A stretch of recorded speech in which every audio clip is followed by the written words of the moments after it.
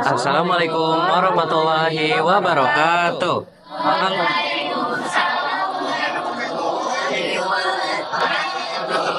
Halo, selamat pagi, siang, sore atau malam nih. Semoga kabar kalian tetap sehat selalu ya. Betul banget nih, biar rajin juga buat ngupload channel YouTube kita. Dan itu juga bonusnya. Kita kembali lagi nih di episode kedua Talas, Talk Show Asik Mandalas. Waduh, nggak kerasa aja ya, udah tiba-tiba udah episode kedua aja. Ya banget lagi, buat teman-teman dan juga teman Dalas, jangan lupa ya buat tonton konten pertama kita. Yang pastinya seru banget. Dan juga jangan lupa buat scroll channel YouTube kita, karena pastinya bakalan banyak banget konten-konten yang bermanfaat dan juga menarik lainnya. Hai, halo semuanya. Saya Han. Dan saya Ina. Kami yang akan memandu dan menemani teman-teman selama beberapa menit ke depan. Jangan lupa ya buat siapin kopi, teh, sama cemilannya. Biar nggak bosan, buat dengerin kita ngobrol sama narasumber yang wadidaw banget ilmu dan pemaparannya. Emangnya kita mau bahas apa sih, Kak? Sesuai di judul, kami akan membahas tanya-tanya tentang PTN.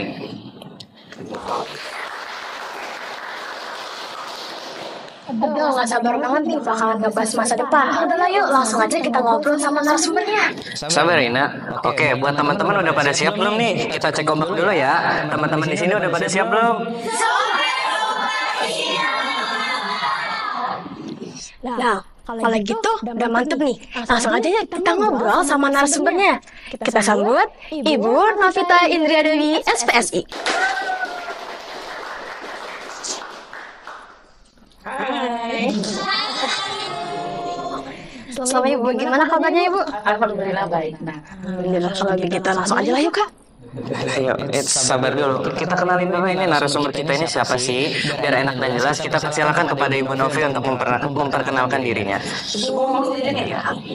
nama Ibu Novita Indria Dewi, tapi kita panggil Ibu Novi, Ibu guru BK di Mandalas, spesialis kelas 12. Ini udah dipakai di kelas 12 jadi itu dari 3. Terus rumah Ibu dekat sini juga, keluaran di sekitarnya lah. Udah ya? Oke Bu. Jadi teman-teman udah tahu ya siapa Bu Novi ini. Baiklah, langsung aja ya kita tanya-tanya ke Bu Novinya. Jadi Bu, ini nih, Ibu boleh makan dulu, sama minum dulu, sama apa Bu? Jadi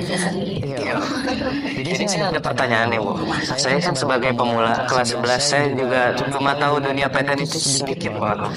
Jadi bagaimana nih kalau misalnya ada orang yang nggak percaya diri, misalkan contohnya nih kayak saya mau masuk PTN tapi saya nggak yakin, aduh, gue nilainya gimana ya gini-gini, saya nggak bakal dapet itu. Nah, menurut Ibu, bagaimana cara menghadapi orang dengan sikap yang seperti itu? Oke, sebelumnya Ibu bimbing tahunnya Ibu kamu kelas 11 kamu kelas sekolah 11 apa? 11 saya itu Bu. Sektek Ibu apa artinya? Iya Bu. Oke, kita bicara mengenai temanya properti ya. Tapi sebelum kita mau ngulik tentang PKN itu, kita harus tahu masuk PKN itu ada berapa jalur, ada berapa cara sih supaya kita masuk PKN. Yang mungkin yang kamu tahu, kalau orang dulu bilangnya ada nggak sih jalur undangan di sekolah kamu? Orang dulu. Tapi undangan itu sekarang berubah menjadi SNBP. Nah, jalur masuk ke PKN itu tidak hanya di jalur SNBP, yang mana jalur SNBP ini memang untuk dinilai. Kalau kamu merasa gue kayaknya nggak mungkin, terus kamu langsung down, jangan dulu. Karena kamu prosesnya menurut aku ada proses jalur-jalur yang lain. Ada yang SNBP itu yang prestasi ya, yang dengan rapor. Ada yang jalur tes tulis. Terus ada yang terakhir, ini adalah jalur mandiri. Nah, kita balik lagi ke diri kita nih, kita mau pilih di mana? Semua orang itu pasti punya percaya diri, harus itu lagi dan dari kita mau programnya seperti apa. Dan yang penting kamu hidup itu punya tujuan. ya kan? Kamu punya cita-cita yang mungkin kalau kamu sudah teman-teman keluarga orang lain pikir dia aja mungkin, tapi balik lagi harusnya kita karena orang-orang yang seolah-olah apa yang membuat kita down itu harusnya jadi motivasi besar kita. Gitu. Banyak anak-anak yang tadi murid pintar di sini sekolah belum tentu rezeki dia sendiri. Banyak nggak ya? Nah, berarti kan ini memang buat gitu loh. Intinya kita kasih tahu kekurangan kita dengan kelebihan kita juga. Tapi jangan jadikan kekurangan itu menjadi batasan buat kamu. Kalau kamu bukan termasuk anak-anak yang berprestasi dinilai, carilah jalur yang lain. Yang tentunya mungkin kalau anak-anak yang sekarang punya umur ekonomi warga itu interest, ya kan? Nah dari situ kan otomatis kan kamu dipacu untuk kompetisi. Cobalah yang jalur ujian, itu proses kayak perkembangan manusia ini semua proses ya. Nah, mungkin kamu sekarang belum nemu gali, tapi ada satu titik yang kamu mungkin akan lihat ini bisa masuk PTN. Itu kan kayak anak gini. Sedangkan gue kayaknya gue mungkin nilai dia nih, kalau gue nggak bisa kan gitu kan. Nah itu yang jadi asal kamu. Jadi intinya semua itu punya hak yang sama, masuk golongan tinggi negeri, tapi caranya yang berbeda-beda gitu. Nah ya jadi kalau misalkan kamu merasa sekarang bukan saya nggak yakin kamu belum menemukan sesuatu yang membuat kamu ini bisa gitu loh. Jadi yang penting itu kamu harus akan jadi kamu saya pasti bisa. Saya pasti bisa, saya yakin bisa mendatangkan itu semua. Ya saya harus semangat. Jangan pernah memandang diri kamu berdiri kamu sulit kalau berdiri lagi sendiri enggak di mana orang lain gitu loh. Jadi kamu harus tetap harus percaya diri. Di manapun apapun permasalahan kamu pasti yakin bisa menyelesaikan sendiri permasalahan selesai. Apalagi kelas 11 mau kelas 12. Fokusnya itu udah buat sekarang jangan besar. Nanti nih kalau aku bilang kayak masuk SMP nilai itu sampai 5 pasti semester mana aja tapi kan itu satu rangkaian proses termasuk kamu yang kelas 10 ya nih kelas 10 kan dari kelas 10 semester 1 udah yang namanya sampai 2, 3, 4, 5 nah sejalan proses itu yang kamu lalui itulah yang kamu mulai bicara gitu loh sampai di nanti gini kamu mau masuk medan apa nih kan nah itu cuma mengantarkan kamu sampai depan pintu gerbang. Ini Vina di sana ada peperangan. Silakan kamu maju ke depan. Tapi masa yang kamu dengan badan sendiri telanjang lagi itu jalan mungkin. Pasti kamu, oh ya ini udah saya, ini tameng saya. Nah itulah yang harus kamu persiapkan nanti pada mereka. Gitu. Jadi nggak ada tuh anak yang pesimis harus jadi anak yang fokus.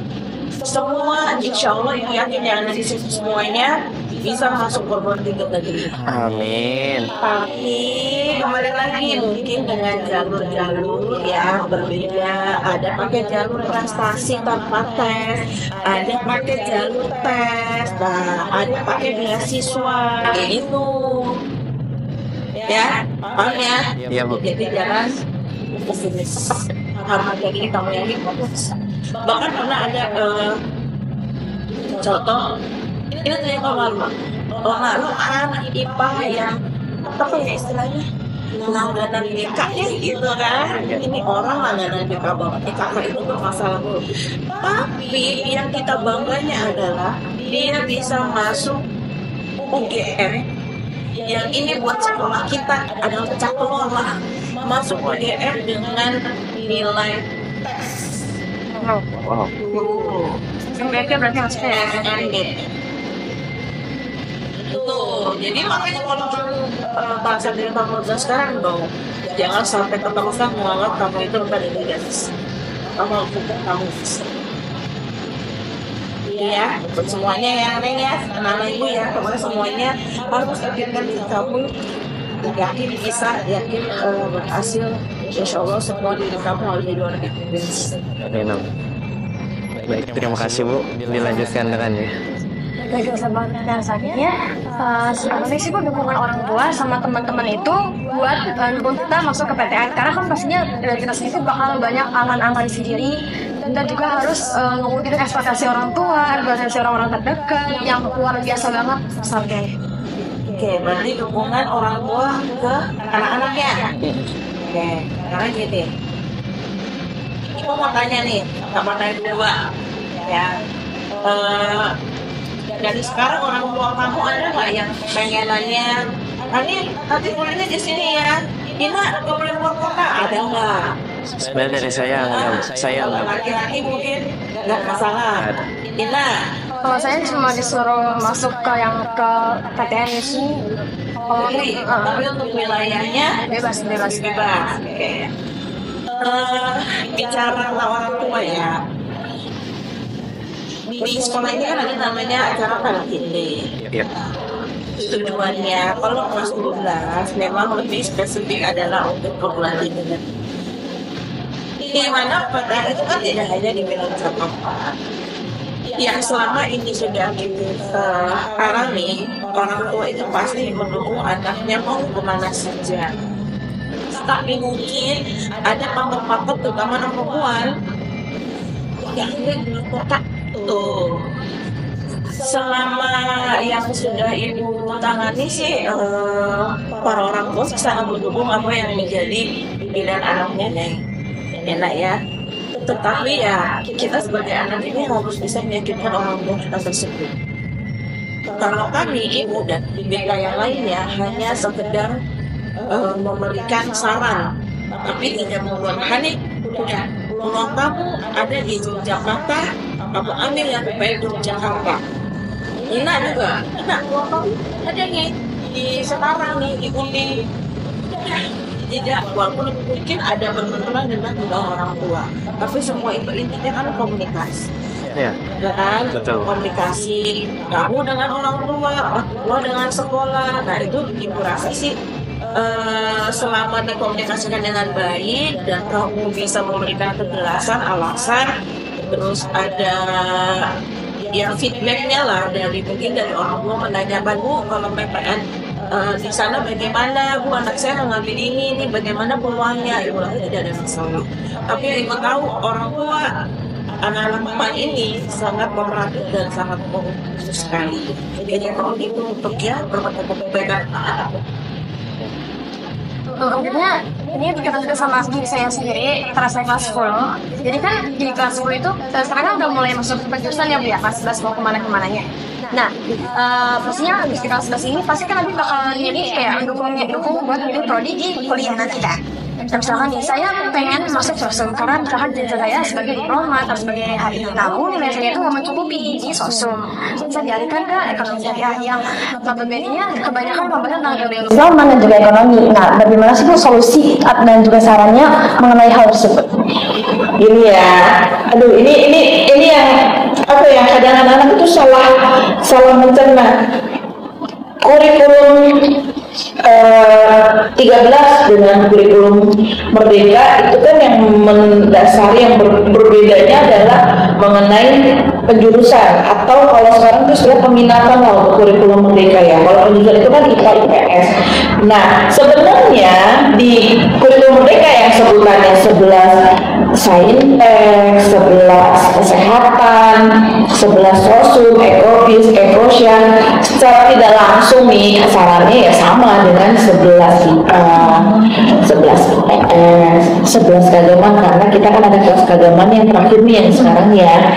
Jadi kalau misalkan kamu berpikir, Bu, saya pengennya itu menjadi seorang diplomat, artinya kamu sudah berpikir nanti kuliah mengambil hubungan internasional, ya kan? Tetapi nilai saya ternyata nggak masuk nih di sosumnya, lalu saya dilarikanlah ke ekonomi syariah. Berkaca dari tahun yang sekarang SNBP ya nak ya, anak-anak keagamaan 12 keagamaan kan sekarang terakhir nih 12 keagamaan Bisa kok memilih jurusan yang kamu inginkan.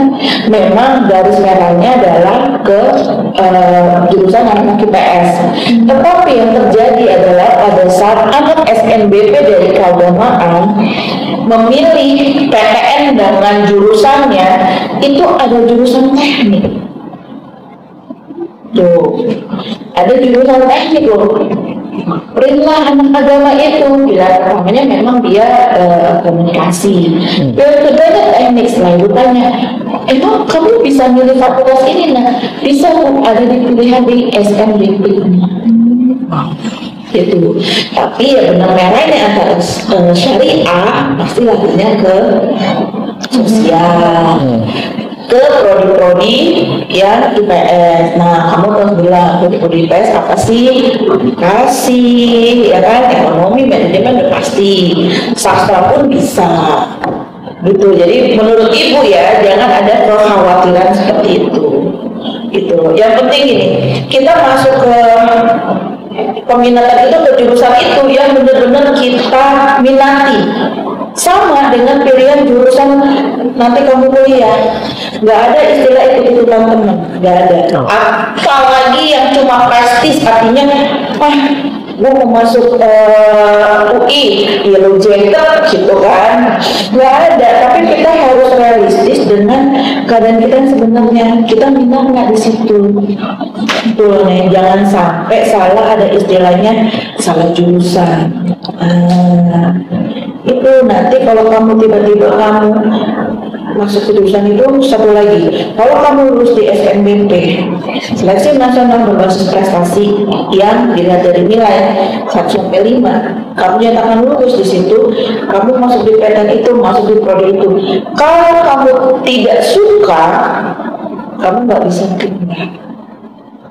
Tuh.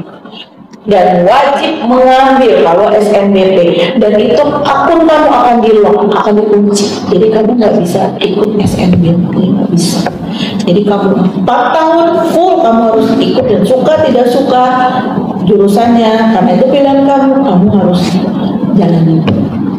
Tuh makanya bilang, mumpung yang kelas 10 ini kelas 10, kembali lagi, minat nggak ya kamu di situ ya.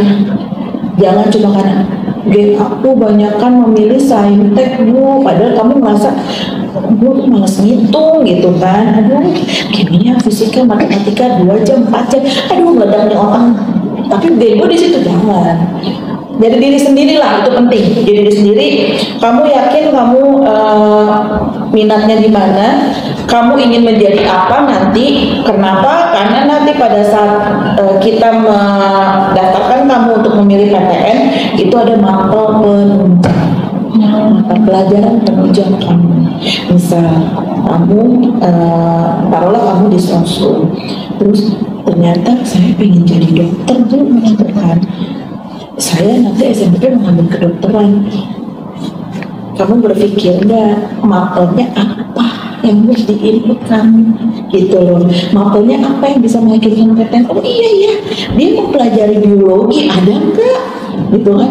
Wih, ada fisika, ada kimia, gitu kan? Walaupun mungkin ada matematika, ada. Cuma kan mapel penunjangnya otomatis yang kalau ke kedokteran ya ada biologi. Kamu enggak ada. Nah, berarti kan, ayo. Dia bisa berpikir sendiri kan. Nah itu jangan sampai, ini bilang jangan sampai salah jurusan, apalagi ya nanti membuat diri kamu langsung down, langsung kalau nggak dapet salah gue ini. Nah jangan menyalahkan diri sendiri tuh. Jadi kalau kamu nanti pada akhirnya minat dimasukin ke peminatan yang mungkin menurut kamu tidak sesuai dengan kamu, jalanin saja. Karena nanti pun kalau kamu memasukkan anak yang eligible ke SNBP, ada kok prodinya nanti keluar sendiri apa ke jurusannya. Umumnya memang kalau yang keagamaan itu memang nantinya pasti kan sosial. Begitu. Jadi kayak sama aja, cuma nanti bakalan ada mapel-mapel yang menunjang kita mau kemana ya, gitu. Memang intinya kan disesuaikan kayak waktu peminatan kamu yang kelas 10 mau kelas 11 nih, kan dikumpulin ya. Terus kalau misalkan saintek nanti mempelajari ini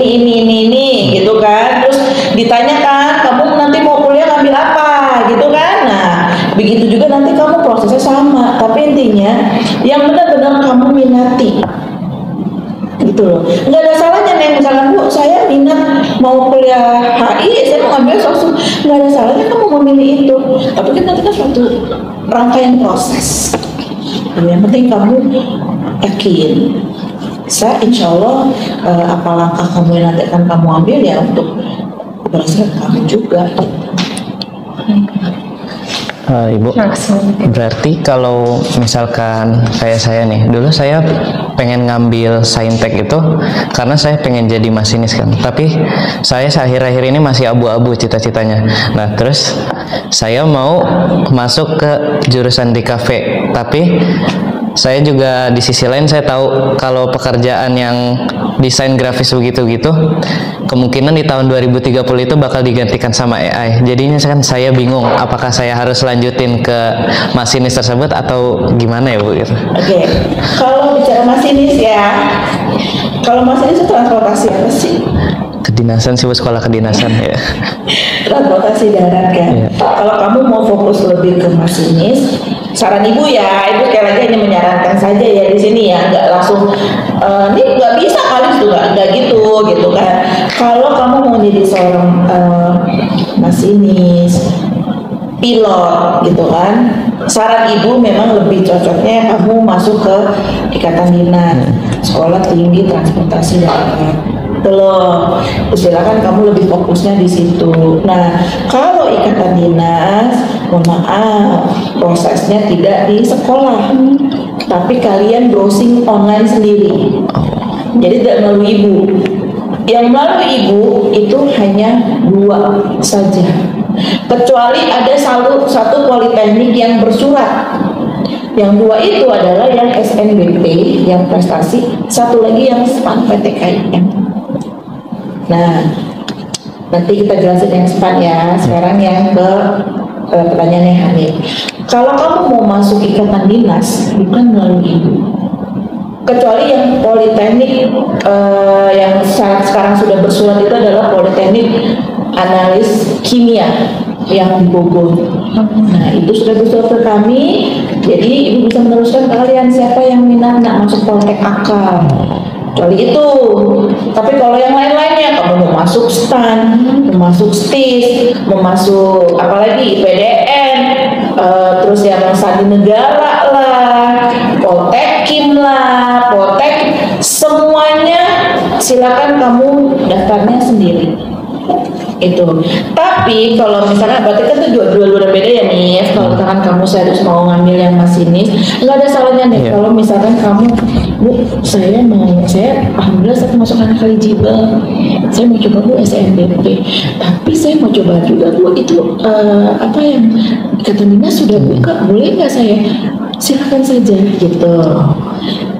Kamu sekarang harus bisa mencari sebanyak-banyaknya itu menurut ibu. Makanya yang ada di otak kamu di refresh, tujuannya PTN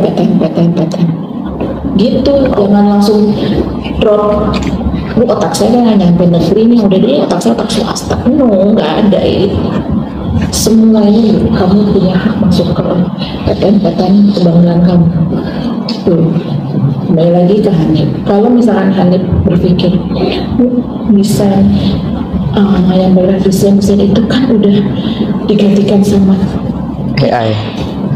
Kan kamu berpikir nggak cuma jurusan kali, semua bidang-bidang pekerjaan kayaknya sudah mulai dikuasai oleh AI. Tapi kan tetap aja butuh manusianya juga dong. Iya. Iya kan? Nah sekarang kalau kamu berpikir seperti itu, kamu nggak akan maju nih. Benar nggak? Yang penting kan aku bilang apa? Yang kamu sukai dulu nih apa? Kalau kamu suka dengan apa yang kamu pilih, apa yang kamu ingin, kamu pasti akan ngejalanin dengan happy, enjoy. Itu. Jadi nggak ada tuh istilah, saya takut nih. Apa kabarnya tuh alumni kemarin ada yang masuk di kafe loh UNS 11 Maret Solo. Itu jadi buat ibu nggak usah dihubungi dengan ketakutan itu. nggak usah. Toh kamu masuk di DKV itu nggak cuma satu kan yang kamu pelajari, kamu pasti akan pelajari hal-hal yang lain yang berkaitan dengan desain komunikasi itu sendiri, gitu loh. Jadi menurut ibu nggak ada tuh, nggak ada ketakutan atau merubah pilihan kamu. Tetap yakin apa yang dibilang itu kamu yang terbaik. Terus kalau kamu mau masinis, ya kamu bisa ngambilnya di ikatan dinas itu. Oke. Tuh misalnya. Terima kasih Bu. Lumayan kan masukin. Jadi ada pertanyaan kemungkinan yang terakhir ya Bu dari saya. Kira-kira dari Ibu, apakah ada pengalaman pribadi atau kisah inspiratif yang bisa dibagikan ke kita semua supaya kita juga jadi semangat gitu jadi perjuangan PTN? Oke. Pengalaman pribadi banyak sih ya. Ini pun ibu saya dengan kakak alumni yang sebelumnya. Jadi ibu itu sekolah IPA. Ibu sekolah IPA, tujuan ibu adalah kedokteran. Dan alhamdulillah bukan ibu bangga ya, bukan ibu merasa gimana. Alhamdulillah emang ibu ranking dari SMP, SMA dan selalu dapat beasiswa. Tapi kalau dulu tuh beasiswanya duit. Jadi teman-teman ibu tuh senang tuh kalau ibu udah dapat ranking 1, kita dapat duit gitu kan. Nah akhirnya ibu pengen masuk kedokteran umum. Tapi di sekolah ibu waktu itu hanya ada dapat undangan dari IPB. Jadi bisa masuk IPB tanpa tes dengan ranking 1 sampai 3. Kalau sekarang kan sampai 5, 1 sampai 10. Sekarang sampai 3. Nah, ibu masuk ke IPB boleh memilih 3 jurusan yang diminati. Ibu memilihlah kedokteran hewan, terus gizi dengan teknologi pangan. Tapi kembali lagi berbenturan dengan orang tua. Jadi maaf ya, biasanya orang tua yang punya anak perempuan ini lebih wanti-wanti kalau anaknya kuliah di luar kota gitu kan. Jadi pada saat ibu memilih kedokteran hewan, nah orang tua udah mulai nih, kenapa kok cuma IPB doang gitu. Ya nggak tahu dapat dari sekolahnya. Sempat menanyakan dengan pihak sekolah, ya ternyata memang yang memberi kesempatan di sekolah ibu itu hanya di IPB. Kedokteran hewan dibilangnya, ngapain kedokteran hewan, kamu sama tikus aja geli gitu kan, cicak aja suka takut gitu. Akhirnya pas pilihan kedua gizi. Loh, gizi itu udah sama kayak sepupu ibu ada nih yang di Semarang disebut sama kayak Mbak Ita. Jadi ada beberapa pasti orang tua yang melihat keluarga gitu loh, ya kan. Kamu jangan ngambil ini, itu sama nama Mas ini, sama nama Mbak ini. Di keluarga kita tuh belum ada tuh jurusan ini nih. Nah pasti ada kan, kayak gitu kan. Nah sama tuh dia oleh ibu. Jadi pada saat ibu memilih gizi, satu Mbak itu udah masa. Nah tuh lagi nih tekpang, teknologi pangan. Dulu sih nggak famous ya, nggak terkenal. Ngapain sih tekpang? Tapi kan sekarang ini jadi jurusan favorit di IPB. Itu akhirnya karena 3 ini alasan orang tua sangat memberatkan, ditambah ibu anak perempuan satu-satunya, anak bontot. Jadi ya kita kan nggak berani ngelawan gitu kan. Ya udah deh terserah. Kembali lagi orang tua menekankan, kamu cita-cita kamu apa? Kedokteran. Oke, cari jalur kedokteran. Ibu coba kedokteran swasta, karena ibu yakin dokter negeri pasti saingannya susah gitu kan. Tapi ibu coba, ya memang qadarullah ibu tidak lulus gitu kan. Ibu cari masuk ke swasta dengan jalur rapot. Jadi kalau kalian, maaf nih ibu tambahan ya, kalau kalian dirasa sampai jalur mandiri kalian belum rezekinya di PTN, kamu boleh masuk ke swasta, coba dulu jalur rapot. Karena pengalaman ibu semua swasta itu ada jalur rapot. Nah setelah ibu masuk swasta jalur rapot, ternyata dapetnya selalu di kedokteran gigi. Ibu nggak mau, karena kalau orang tua ibu ya udah kalau kedokteran kan katanya kembali lagi cita-citanya apa gitu kan ya. Kata ibu jadi dokter anak, ya ibu harus ngambil dokter umum. Sampai akhirnya ibu jalani ke Semarang, ada universitas swasta Semarang, ada kedokterannya, dapetnya selalu dokter gigi. Sampai akhirnya ibu akhirnya berpikir, udah males gak usah kuliah gitu kan. Tapi nggak mungkin di keluarga ibu tuh harus kuliah gitu kan. Akhirnya ngobrol sama orang tua, ibu cuma bilang saya mau ambil jurusan yang mirip-mirip sama kedokteran aja deh gitu kan. Apa udah nggak usah. Sama kakaknya ibu tuh pengen dimasukin Trisakti dulu kan STMT, sekarang kan udah menjadi yang sekolah tinggi yang logistik ya. Kalau dulu kan STMT Trisakti itu mau dimasukin ke transportasi udara. Ibu pikir apa itu ngapain gitu kan, begitu kan, maaf ya kan kalau dulu STMT itu kan masih pakaian ada seragamnya. Nah ibu berpikir gini, SD, SMP, SMA pakai seragam, masa kuliah pakai seragam juga gitu kan, males pingin bebas gitu. Akhirnya ibu cuma ngomong, ya udah saya mau coba di universitas ini nih ada psikologi, kayaknya psikologi ini mirip-mirip kedokteran gitu kan, ditambah sama kakak ibu bilang yaudah nanti lo bisa bareng sama gue berangkatnya gitu, karena kan berdekatan tuh kampusnya. Oke, ambil psikologi, ternyata melalui jalur rapot dapat beasiswa full. Ibu cuma bayar 80.000 tes kesehatan pada saat itu, terus ibu udah langsung masuk. Ternyata setelah masuk ke psikologi, SKS-nya sama dengan kedokteran. SKS-nya itu 166 atau 160 gitu, pokoknya sama dengan SKS kedokteran, karena ibu membandingkan dengan teman ibu yang kedokteran juga gitu kan, sama dengan SKS kedokteran. Dan kita mempelajari ya tentang otak, tentang semuanya, pokoknya sama, ditambah kita ada tes-tes psikologinya. Nah akhirnya karena ibu sudah masuk di situ, orang tua nanya, kamu tetap mau di situ karena itu bukan kedokteran. Kembali lagi menekankan, kamu tetap mau di situ atau kamu mau ke STMT nih, udah dapet nih juga nih yang udara nih. Aku cuma bilang tidak, saya sepertinya mau menseriuskan di psikologi ini itu, karena kalau yang STMT nanti ujung-ujungnya pramugari itu kan, akhirnya gitu males gitu. Dan akhirnya pas setelah ibu masuk ke psikologi, ibu mendalami dunia psikologi, ternyata itu menyenangkan buat ibu. Makanya ibu bilang sama kamu, kita harus sukai apa yang kita lakukan. Kalau kamu tidak sukai, kamu nggak akan bisa berhasil. Gitu.